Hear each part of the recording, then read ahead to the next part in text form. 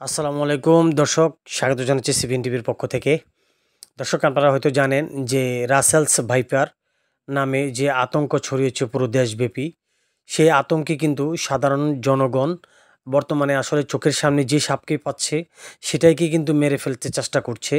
তো তেমনি একটি ঘটনা আমরা বর্তমানে অবস্থান করছি কুমিল্লা বুড়িচং উপজেলা ৯ নং বারেলা দক্ষিণ ইউনিয়নের গুক্ষুর এলাকায়, যেখানে আজ সোমবার আনুমানিক ৯টার দিকে একজন মৎস্য শিকারী তিনি গুক্ষুর এলাকায় বিলের মধ্যে আসলে মাছ শিকারের উদ্দেশ্যে যান এবং সেখানে কিন্তু আসলে গহীন জঙ্গলের মধ্যে এই সাপটি উনি দেখতে পান। আসলে অন্ধকারের মধ্যে টর্চ লাইটে যতটুকু দেখা গিয়েছে সেটা থেকেই কিন্তু আসলে উনি এই সাপটিকে দেখে কিন্তু তাৎক্ষণিক এটাকে মারার জন্য লাঠি দিয়ে আঘাত করেন এবং আঘাতের পর্যায়ে কিন্তু সাপটি ওনার দিকে তেড়ে আসছিল।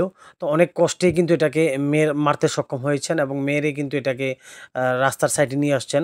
তো সাপটি আসলে মূলত রাসেল ভাইপার না, এটা হচ্ছে যে আসলে গোখরা, পদ্ম গোখরা যাকে বলা হয়, এটাও কিন্তু বিষাক্ত। হ্যাঁ, মোটামুটি আমরা যতটুকু দেখলাম যে 4 থেকে 4.5 ফিট এর লম্বা এই সাপটি। তো এই সাপটিকে মারা হয়েছে। তো একটি কথা আপনাদেরকে আমরা জানাই যে আসলে এই দেশব্যাপী এই রাসেলস ভাইপার আতঙ্কে যেভাবে মানুষ এই বিভিন্ন রকমের সাপগুলোকে মেরে ফেলছে, সাপ যেমনি একদিকে আসলে ভয়ানক, ঠিক তেমনি কিন্তু পরিবেশের ভারসাম্য রক্ষার্থে কিন্তু খুব বড় ধরনের একটি ভূমিকা পালন করে বিভিন্ন রকমের সাপ। আমাদের দেশে বিভিন্ন প্রজাতির সাপ আছে। তো সেই সাপ আসলে সব সাপই যে রাসেল ভাইপার বিষয়টা এরকম না। প্রথমত আসলে রাসেল ভাইপার কোন সাপ বা সেটাকে চিনতে হবে।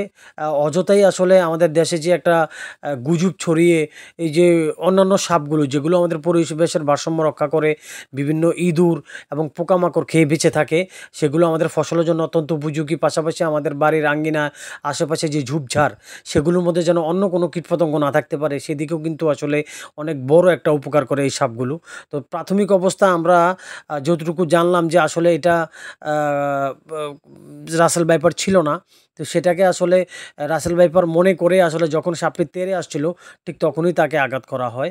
তা আমরা আসলে একটি কথা আপনাদেরকে জানাতে চাই, দেশব্যাপী যে গুজব ছড়ানো হচ্ছে যে রাসেলস ভাইপার আসলে যে কোনো মানুষকে কামড় দিবে অথবা বাসায় যাবে, তো সেই জায়গা থেকে একটা কথা বলতে চাই যে আসলে রাসেল ভাইপার দেখা মাত্রই কিন্তু নাম্বার দেওয়া আছে বিভিন্ন জায়গায়, আপনারা যোগাযোগ করতে পারেন। পাশাপাশি অযথা কারোর সাথে যোগাযোগ না করে, পরামর্শ না নিয়ে এই সাপগুলোকে এইভাবে দেশীয় যে সাপগুলো যেগুলো আসলে আমাদের পরিবেশের অনেকটাই উপকারে আসে সেগুলোকে আসলে এইভাবে মারাটা ঠিক না। বিভিন্ন জায়গায় কিন্তু গণমাধ্যমে আপনারা দেখছেন যে সব জায়গাতেই কিন্তু বলা আছে জলার মধ্যে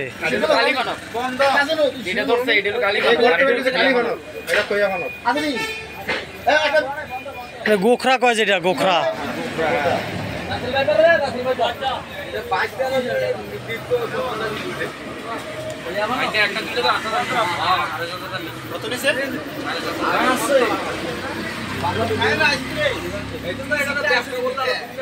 একটা তুলে 7,500 নিচে